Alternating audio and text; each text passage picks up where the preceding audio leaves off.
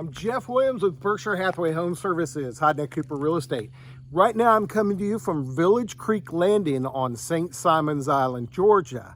Now, what makes Village Creek a special place? It's one of the only public boat ramps on St. Simons, and it accesses the back rivers and the marsh area between St. Simons and Sea Island. You can actually get out to the Atlantic Ocean if you go far enough. This is a fantastic spot to bring a small boat or kayak and spend the day out in the marshes in the back river.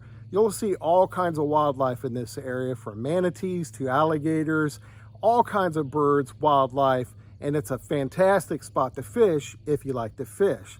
Village Creek Landing, as you can tell or not, they might be doing a little bit of work over here, which I think is great. Anybody that's had to pull a boat out here at low tide, Village Creek Landing is going to be glad to see they're doing some work out here. St. Simons Island, it's a very special place to live.